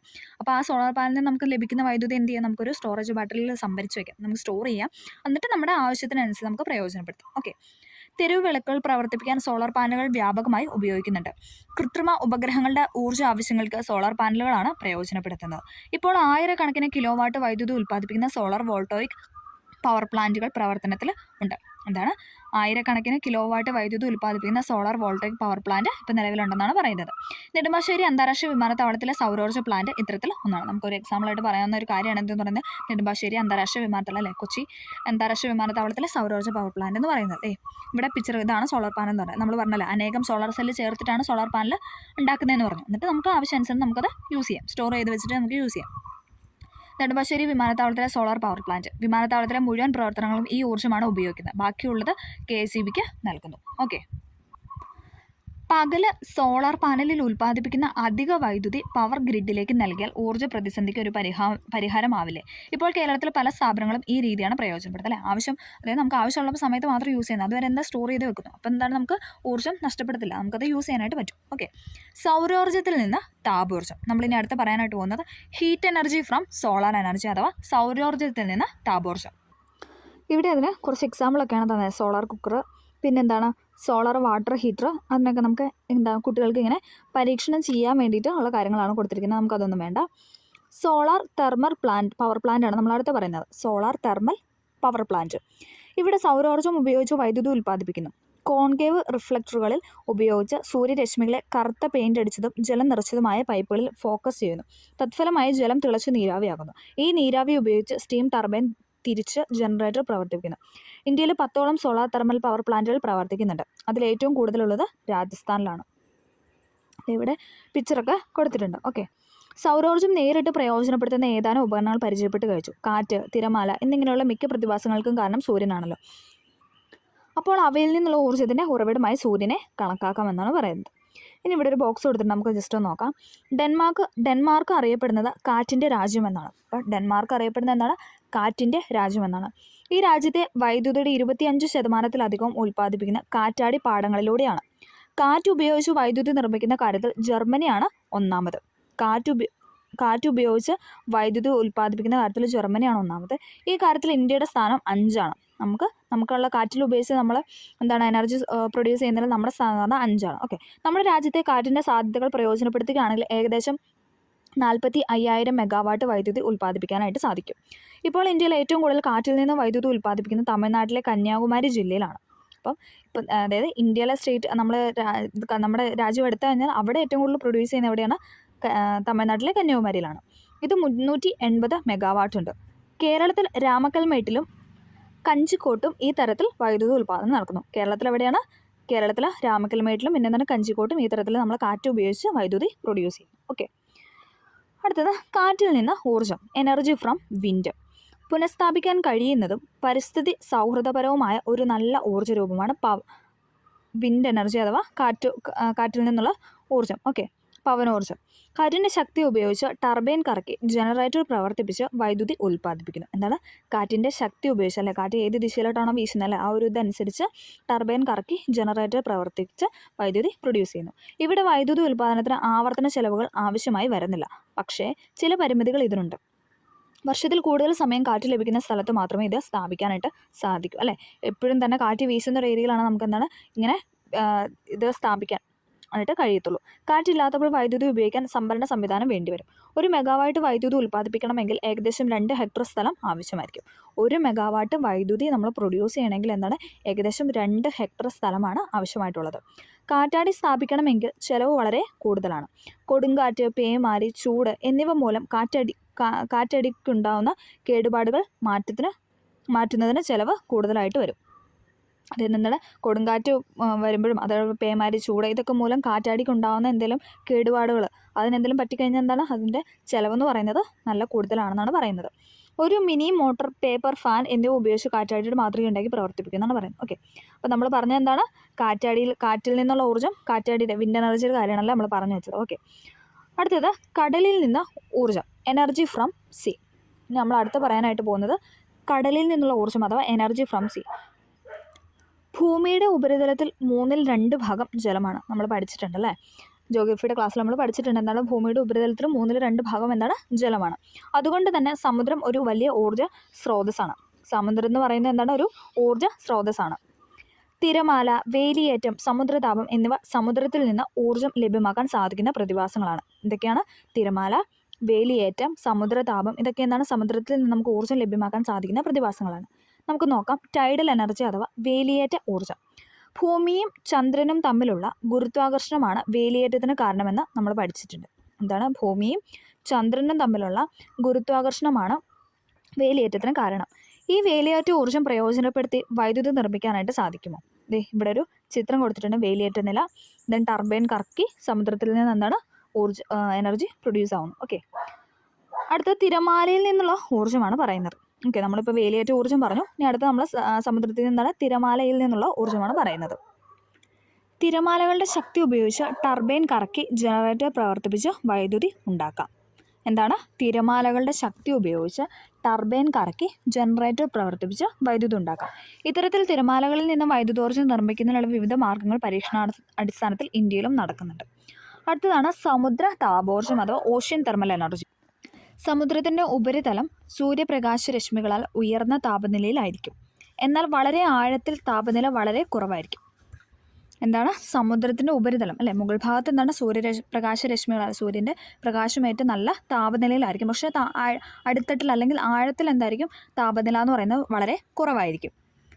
ഈ താപനില വ്യത്യാസം പ്രയോജനപ്പെടുത്തി ഊർജ്ജം നിർമ്മിക്കുന്നവയാണ് ഓഷ്യൻ തെർമൽ എനർജി കൺവേർഷൻ പ്ലാന്റുകൾ എന്ന് പറയുന്നത്. എന്താണ്? ഇങ്ങനെ താപനില വ്യത്യാസം പ്രയോജനപ്പെടുത്തിയിട്ട് നമ്മൾ എനർജി പ്രൊഡ്യൂസ് ചെയ്യുന്നവയാണ് നമ്മൾ ഓഷ്യൻ തെർമൽ എനർജി കൺവേർഷൻ പ്ലാന്റുകൾ എന്ന് പറയുന്നത്. ഓക്കെ, സമുദ്ര ഉപരിതലത്തിലെ താപനിലയും 2 കിലോമീറ്റർ താഴെയുള്ള സമുദ്രജലത്തിലെ താപനിലയും തമ്മിലുള്ള വ്യത്യാസം 20 കെയിലും കൂടുതലായിരിക്കും. ഉപരിതല ചൂട് എളുപ്പം ബാഷ്പീകരിക്കുന്ന അമോണിയ പോലുള്ള ദ്രാവകത്തെ തിളപ്പിക്കുന്നു. ഈ വാതകം ഉപയോഗിച്ച് ടർബൈൻ കറക്കുന്നു. താഴെയുള്ള തണുത്ത ജലം ബാഷ്പത്തെ വീണ്ടും തണുപ്പിച്ച് ദ്രാവകമാക്കുന്നു. ഈ പ്രവർത്തനം തുടരുമ്പോൾ തുടർച്ചയായിട്ട് വൈദ്യുതി ലഭിക്കുന്നു എന്നാണ് പറയുന്നത്. അതിൻ്റെ ഒരു പിക്ചറൊക്കെ ഇവിടെ കൊടുത്തിട്ടുണ്ട്. ഓക്കെ, അടുത്താണ് ജിയോ തെർമൽ എനർജി അഥവാ ജിയോ തെർമൽ എനർജി. ഓക്കെ, ഭൂമിയുടെ ഉപരിതലം തണുത്ത് മനുഷ്യവാസയോഗ്യമായെങ്കിലും അകം ഇപ്പോഴും ഉരുകിയ അവസ്ഥയിലാണ്. ഉയർന്ന താപനിലയിലുള്ള ഈ മാഗ്മ കടുപ്പം കുറഞ്ഞ ഭാഗങ്ങളിലൂടെ കോറിന് പുറത്തു വരും. ഇത്തരം സ്ഥലങ്ങളാണ് ഹോട്ട്സ്പോട്ട്. നമ്മൾ പറഞ്ഞായിരുന്നു അല്ലേ, ഭൂമിയുടെ അകം സ്ട്രക്ചറൊക്കെ നമ്മൾ പഠിച്ചല്ലേ, ആ ഒരു ചാപ്റ്റർ നമ്മൾ പഠിച്ചതാണ്. അതിലെന്താ പറയുന്നത്, എന്താണ് കോറ്, ക്രസ്റ്റ്, മാന്റില അല്ലേ, നമ്മളിതൊക്കെ പറഞ്ഞതാണ്. അപ്പോൾ അതിലൂടെ എന്താണ് കുറഞ്ഞ ഉയർന്ന താപനിലയിലുള്ള ഈ മാഗ്മ കടുപ്പം കുറഞ്ഞ ഭാഗങ്ങളിലൂടെ എന്താണ് കോറിന് പുറത്തോട്ട് വരും. ഇത്തരം സ്ഥലങ്ങളാണ് ഹോട്ട്സ്പോട്ട് എന്ന് പറയുന്നത്. ഇവിടെയുള്ള ഭൂഗർഭജലം ഹോട്ട്സ്പോട്ടിൽ നിന്ന് താപം സ്വീകരിച്ച് നീരാവിയായിട്ട് മാറും. എന്താണ്? അവിടെയുള്ള ഭൂഗർഭജലം ഹോട്ട്സ്പോട്ടിൽ നിന്ന് താപം സ്വീകരിക്കും. എന്നിട്ട് എന്താണ് അത് നീരാവിയായിട്ട് മാറും. പാറകൾക്കിടയിൽ കുടുങ്ങിക്കിടക്കുന്ന ഈ നീരാവിയെ പാറ തുളച്ച് പൈപ്പുകൾ വഴി കടത്തിവിട്ട് ടർബൈൻ കറക്കി വൈദ്യുതി ഉൽപ്പാദിപ്പിക്കുന്നു. എന്താണ്? പാറകൾക്കിടയിൽ കുടുങ്ങിക്കിടക്കുന്ന ഈ നീരാവി അല്ലേ, നീരാവി എന്താണ്? നീരാവി പൊങ്ങി ഉയരുന്നുണ്ട്. അതെന്താണ്? പാറകൾക്കിടയിൽ കുടുങ്ങിക്കിടക്കും. എന്നിട്ട് അത് പാറ തുളച്ച് പൈപ്പുകൾ വഴി കടത്തിവിട്ട് ടർബൈൻ കറക്കി വൈദ്യുതി ഉൽപ്പാദിപ്പിക്കുന്നു. അടുത്തത് നമ്മൾ പറയുന്നത് ഊർജ്ജം ന്യൂക്ലിയസിൽ നിന്ന്, ന്യൂക്ലിയർ എനർജിനെ പറ്റിയാണ്. ആറ്റം ബോംബിൽ നിന്ന് ഇത്രയും വിനാശകരമായ അളവിൽ ഊർജ്ജം ഉൽപ്പാദിപ്പിക്കാൻ കഴിഞ്ഞത് ഏത് രീതിയിലായിരിക്കും? ഇതേ ഊർജ്ജം സമാധാനപരമായ ആവശ്യങ്ങൾക്ക് ഉപയോഗിക്കാൻ കഴിയും. അത് ഇവിടെ ഒരു പത്ര കട്ടിങ് കൊടുത്തിട്ടുണ്ട് അല്ലേ. ആദ്യ ആറ്റം ബോംബ് 20,000 ടൺ TNTക്ക് സമാനമായ വിനാശകാരി. 1945 ഓഗസ്റ്റ് 6 ആദ്യ ആറ്റം ബോംബ് ജപ്പാനിൽ പ്രയോഗിച്ചു. നാശത്തിൻ്റെ വർഷപാതം ആരംഭിക്കുന്നു. അപ്പോൾ അതൊക്കെയാണ് അവിടെ ന്യൂക്ലിയർ എനർജിയുമായിട്ട് ബന്ധപ്പെട്ട് കൊടുത്തിരിക്കുന്നത്. അടുത്ത നമ്മൾ പറയുന്നത് ന്യൂക്ലിയർ ഫിഷൻ ആണ്. ന്യൂക്ലിയർ ഫിഷൻ അറ്റോമിക ഭാരം കൂടിയ ന്യൂക്ലിയസുകളെ ന്യൂട്രോൺ ഉപയോഗിച്ച് ഭാരം കുറഞ്ഞ ന്യൂക്ലിയസുകളായി വിഘടിപ്പിക്കുന്ന പ്രവർത്തനമാണ് ന്യൂക്ലിയർ ഫിഷൻ എന്ന് പറയുന്നത്. ഫ്യൂഷനും ഉണ്ട്, ഫിഷനും ഉണ്ട്, മാറിപ്പോവാതെ പഠിക്കുക. ന്യൂക്ലിയർ ഫിഷൻ എന്ന് പറയുന്നത് അറ്റോമിക മാസ് കൂടിയ ന്യൂക്ലിയസുകളെ ന്യൂട്രോൺ ഉപയോഗിച്ചിട്ട് എന്താണ് കുറഞ്ഞ ന്യൂക്ലിയസുകളാക്കി വിഘടിപ്പിക്കും. ആ ഒരു പ്രവർത്തനത്തിനാണ് നമ്മൾ ന്യൂക്ലിയർ ഫിഷൻ എന്ന് പറയുന്നത്. ഇങ്ങനെ ഉണ്ടാകുന്ന ചെറിയ ന്യൂക്ലിയസുകളുടെ ആകെ മാസ് അതിൻ്റെ മാതൃ ന്യൂക്ലിയസിൻ്റെ മാസിനേക്കാൾ കുറവാണ്. അതായത് ഇത്തരം വിഘടനത്തിൽ ദ്രവ്യനഷ്ടം സംഭവിക്കുന്നു. ഫിഷൻ്റെ ഫലമായിട്ട് നഷ്ടപ്പെടുന്ന ദ്രവ്യം ഊർജ്ജമായിട്ട് പരിണമിക്കുന്നു. ഐൻസ്റ്റീൻ്റെ E=mc² എന്ന സമവാക്യം അനുസരിച്ച് പ്രവർത്തനം ചെയ്യുന്ന ദ്രവ്യത്തിൻ്റെ മാസ് കുറവായിരുന്നാലും ഉൽപ്പാദിപ്പിക്കുന്ന ഊർജ്ജത്തിൻ്റെ അളവ് വളരെ കൂടുതലായിരിക്കും. എന്താണ് പറഞ്ഞത്? E=mc². ആ ഒരു സമവാക്യം വെച്ചിട്ട് എന്താ പറയുന്നത്? പ്രവർത്തനം ചെയ്യുന്ന ദ്രവ്യത്തിൻ്റെ മാസ് കുറവായിട്ടിരുന്നാലും ഉൽപ്പാദിപ്പിക്കുന്ന ഊർജ്ജത്തിൻ്റെ അളവ് വളരെ കൂടുതലായിരിക്കും എന്നാണ് പറയുന്നത്. അനിയന്ത്രിത ഫിഷൻ പ്രവർത്തനം വലിയ സ്ഫോടനത്തിൽ കലാശിക്കും. ഇതാണ് ആറ്റോമൊബൈൽ നടക്കുന്ന പ്രവർത്തന തത്വം എന്ന് പറയുന്നത്. ഓക്കെ, അപ്പം നമ്മൾ പറഞ്ഞ ന്യൂക്ലിയർ ഫിഷനാണ്. അടുത്ത ദ്രവ്യത്തിൽ നിന്ന് ഊർജ്ജം എന്ന് പറഞ്ഞിട്ട് ദേ ഇവിടെ ഒരു ബോക്സ് കൊടുത്തിട്ടുണ്ട്, നമുക്ക് നോക്കാം. ദ്രവ്യം ഊർജ്ജമാക്കി മാറ്റുമ്പോൾ ലഭിക്കുന്ന ഊർജ്ജത്തിന്റെ അളവ് കണക്കാക്കുന്ന സമവാക്യമാണ് E=mc². നമ്മൾ പറഞ്ഞു ഐൻസ്റ്റീൻ്റെ സമവാക്യമാണെന്ന് പറഞ്ഞു അല്ലേ. E=mc². ഇവിടെ m എന്നത് പരിവർത്തനം ചെയ്യുന്ന ദ്രവ്യത്തിന്റെ മാസും c പ്രകാശത്തിന്റെ വേഗവുമാണ്. E എന്നത് ലഭിക്കുന്ന ഊർജ്ജത്തിന്റെ അളവുമാണ്. 1 കിലോഗ്രാം ദ്രവ്യം ഊർജ്ജമായി പരിവർത്തനം ചെയ്താൽ ലഭിക്കുന്ന ഊർജ്ജം എത്രയാണോ, അതായത് E = 1 × 3 × 10⁻⁸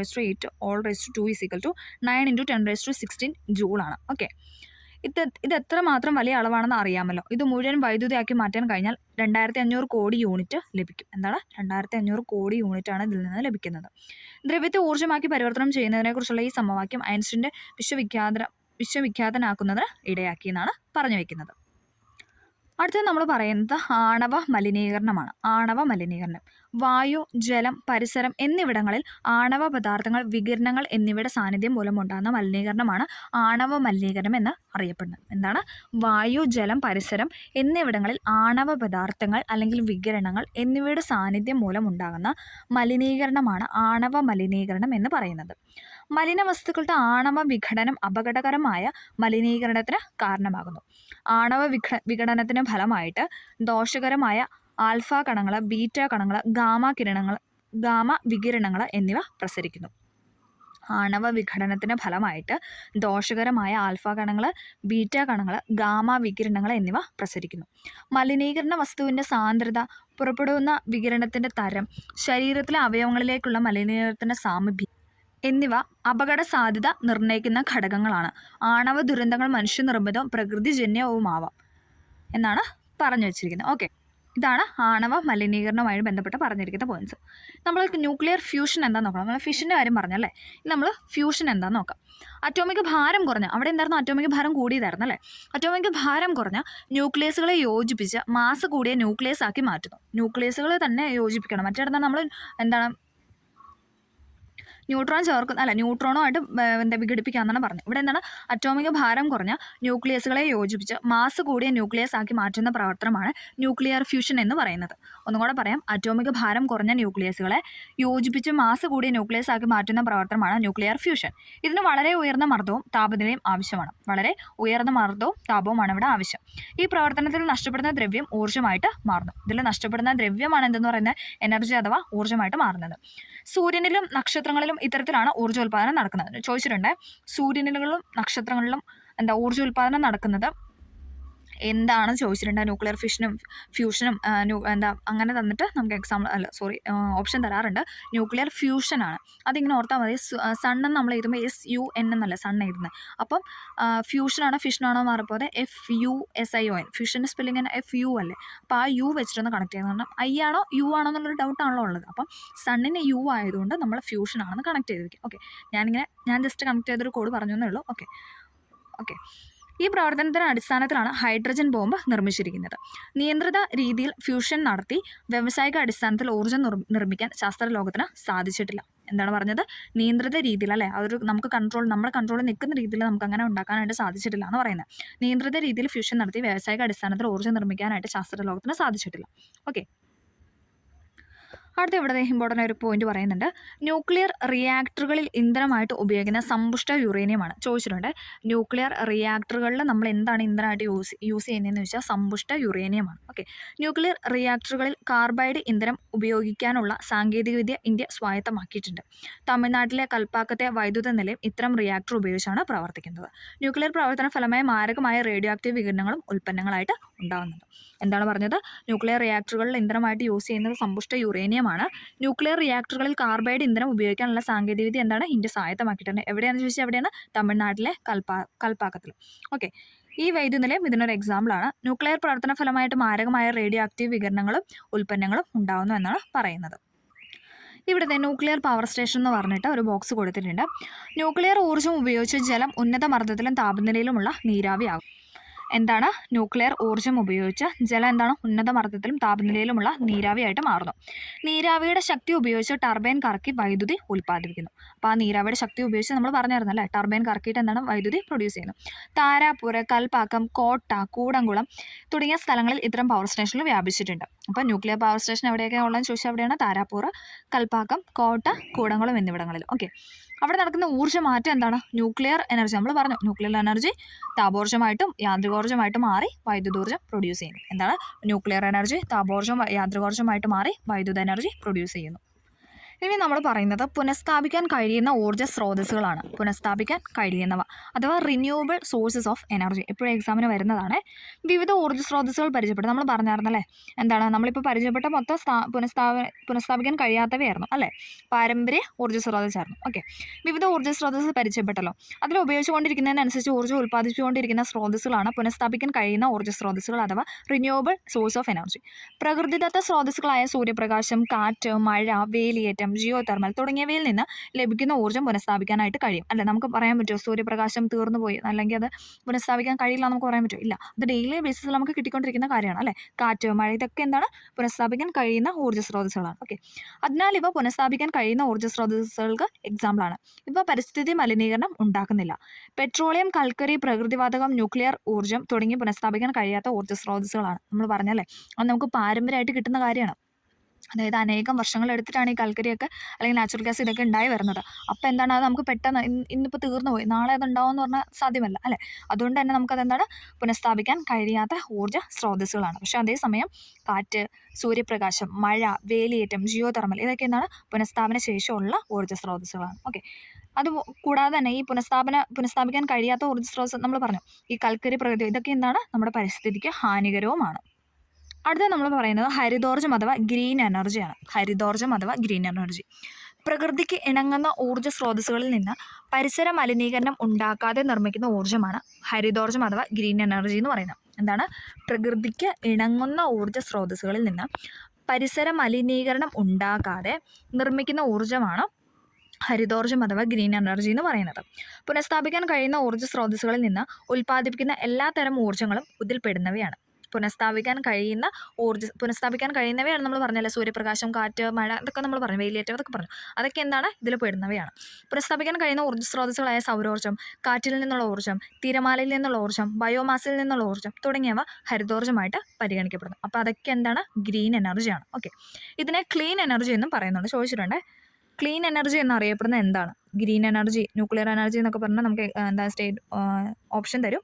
എന്താണ്? Clean energy. ക്ലീൻ ആയിട്ട് ഇരിക്കുന്നൊന്ന് കണക്ട് ചെയ്താൽ മതി, ഹരിതോർജ്ജമായിട്ട് പറയുക. ഓക്കെ, എന്നാൽ പുനഃസ്ഥാപിക്കാൻ കഴിയാത്ത ഊർജ്ജ സ്രോതസ്സുകളായ പെട്രോളിയം, കൽക്കരി തുടങ്ങിയവ ഉപയോഗിച്ചുണ്ടാകുന്ന ഊർജ്ജവും ന്യൂക്ലിയർ ഊർജ്ജവും ബ്രൗൺ എനർജി എന്നാണ് പറയുന്നത്. എപ്പോഴും ചോദിക്കുന്ന ക്വസ്റ്റൻ ആണ്. ബ്രൗൺ എനർജിയിൽ പെട്ടത് ഏതാണെന്ന് പറഞ്ഞാൽ നമുക്ക് ഓപ്ഷൻ തരും. ഓക്കെ, അപ്പോൾ എന്താണ്? പുനഃസ്ഥാപന ശേഷി ഇല്ലാത്ത, അതായത് പാരമ്പര്യ ഊർജ്ജ സ്രോതസ്സുകളാണ് ബ്രൗൺ എനർജി നമ്മൾ പൊതുവെ പറയുന്നത്. പെട്രോളിയം ഉൽപ്പന്നങ്ങൾ, പിന്നെ കൽക്കരി ഇതൊക്കെയാണ് എന്തെന്ന് പറയുന്നത്. പിന്നെ എന്താണ്? ന്യൂക്ലിയർ ഊർജ്ജം ഇതൊക്കെ എന്താണ്? ബ്രൗൺ എനർജിയിലാണ് പെടുന്നത്. ഇത് ആഗോള താപനം ഉൾപ്പെടെയുള്ള പരിസ്ഥിതി പ്രശ്നങ്ങൾ ഉണ്ടാക്കുന്നവയാണ് അല്ലേ? ഇത് ശരിക്കും ഹാനികരമായിട്ടുള്ള കാര്യമാണ്. പക്ഷേ അതേസമയം ക്ലീൻ എനർജി അഥവാ ഗ്രീൻ എനർജി എന്ന് പറഞ്ഞാൽ എന്താണ്? അത് നമ്മുടെ പരിസ്ഥിതിക്ക് ദോഷകരമല്ല.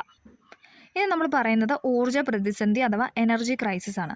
പരമ്പരാഗത ഊർജ്ജ സ്രോതസ്സുകൾക്ക് പുറമെ പുതിയ ഊർജ്ജ സ്രോതസ്സുകൾ നാം പ്രയോജനപ്പെടുത്താൻ തുടങ്ങിയിട്ടുണ്ട് അല്ലേ? നമുക്കറിയാം, ഇപ്പോൾ നമ്മൾ എന്താണ് സൂര്യപ്രകാശത്തിന്, അതായത് നമ്മൾ പറഞ്ഞ സോളാർ പാനൽ അതൊക്കെ നമ്മൾ യൂസ് ചെയ്യാൻ സ്റ്റാർട്ട് ചെയ്തിട്ടുണ്ട്.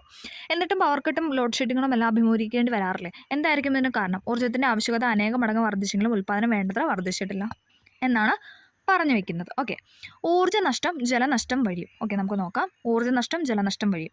സെക്കൻഡിൽ 1 മില്ലി ലിറ്റർ ജലം ഒരു ടാപ്പിൽ നിന്ന് പാഴായാൽ മിനിറ്റിൽ 60 മില്ലി ലിറ്റർ, മണിക്കൂറിൽ 3600 മില്ലി ലിറ്റർ, ഒരു ദിവസം 86.4 ലിറ്റർ എങ്കിൽ ഒരു മാസത്തെ ജലനഷ്ടം എത്രമാത്രം? നമ്മളോട് ചിന്തിക്കാനാണ് പറഞ്ഞത് അല്ലേ? ഈ നിലയ്ക്ക് നഷ്ടപ്പെടാവുന്ന ഊർജ്ജം എത്രയായിരിക്കും? ഇത്രയും ജലം ടാങ്കിൽ എത്തിക്കാനും എടുത്ത ഊർജ്ജവും പാഴായി പോയില്ലെന്നാണ് പറയുന്നത്. അടുത്ത ഇവിടെ ഒരു ബോക്സ് കൊടുത്തിരിക്കുന്നത് LDR എന്ന് പറഞ്ഞിട്ടാണ്, ലൈറ്റ് ഡിപ്പെൻഡൻറ്റ് റെസിസ്റ്റർ. പ്രകാശ തീവ്രതയെ അടിസ്ഥാനപ്പെടുത്തി പ്രവർത്തിക്കുന്ന ഒരു വേരിയബിൾ റെസിസ്റ്ററാണ് എന്തെന്ന് പറയുന്നത്? LDR എന്ന് പറയുന്നത്. എന്താണ്? പ്രകാശ തീവ്രതയെ അടിസ്ഥാനപ്പെടുത്തി പ്രവർത്തിക്കുന്ന ഒരു വേരിയബിൾ റെസിസ്റ്ററാണ് LDR അഥവാ ലൈറ്റ് ഡിപ്പെൻഡൻറ്റ് റെസിസ്റ്റർ. പ്രകാശ തീവ്രതയ്ക്ക് അനുസരിച്ച് ഇതിൻ്റെ പ്രതിരോധം വ്യത്യാസപ്പെട്ടിരുന്നു. ഇരുട്ടിലായിരിക്കുമ്പോൾ ഇതിൻ്റെ പ്രതിരോധം വളരെ കൂടുതലും പ്രകാശത്തിലായിരിക്കുമ്പോൾ വളരെ കുറവുമായിരിക്കും. ഈ കഴിവിനെ അടിസ്ഥാനമാക്കി തെരുവ് വിളക്കുകൾ പ്രകാശം കുറയുന്ന സമയത്ത് മാത്രം പ്രവർത്തിപ്പിച്ച് വളരെയധികം ഊർജ്ജം ലഭിക്കാനായിട്ട് സാധിക്കും. LDRനെ ഒരു റിലേ സർക്യൂട്ടിൽ ഉൾപ്പെടുത്തിയാണ് ഇത് സാധിക്കുന്നതെന്നാണ് പറയുന്നത്. പകൽ സമയത്ത് തീവ്രതയുള്ള പ്രകാശം ലഭിക്കുന്നതിനാൽ LDRൻ്റെ പ്രതിരോധം കുറയുകയും അത് ഉൾപ്പെടുന്ന സർക്യൂട്ടിലൂടെ വൈദ്യുതി ഒഴുകി മെയിൻ സർക്യൂട്ടിലെ സ്വിച്ച് ഓഫ് ആവുകയും ചെയ്യുന്നു. എന്നാൽ ഇരുട്ടിലാവുമ്പോൾ LDRൻ്റെ പ്രതിരോധം വർദ്ധിക്കുന്നതിനാൽ അതിൽ കൂടിയുള്ള വൈദ്യുത പ്രവാഹം നിലയ്ക്കുകയും മെയിൻ സർക്യൂട്ടിലെ സ്വിച്ച് ഓണായി ആ സർക്യൂട്ടിലെ ബൾബുകൾ പ്രകാശിക്കുകയും ചെയ്യുന്നു. അപ്പോൾ ആ ഒരു ഫ്ലോയാണ് പറഞ്ഞു വെച്ചത്. ഓക്കെ, അപ്പോൾ നമുക്ക് ഇമ്പോർട്ടൻ്റ് ആയിട്ട് ഈ ചാപ്റ്ററിനകത്ത് പഠിക്കാനുള്ള കാര്യങ്ങൾ ഇത്രയായിരുന്നു. എല്ലാവർക്കും ഇത് ക്ലിയർ ആയെന്ന് പ്രതീക്ഷിക്കുന്നു. പിന്നെന്താണ്, എന്തെങ്കിലും ഡൗട്ടോ കാര്യങ്ങളോ ഒക്കെ ഉണ്ടെങ്കിൽ കമൻറ്റായിട്ട് രേഖപ്പെടുത്താം. അപ്പോൾ എല്ലാവർക്കും ഇത് ക്ലിയർ ആയെന്ന് പ്രതീക്ഷിക്കുന്നു. അപ്പോൾ ഓക്കെ, താങ്ക്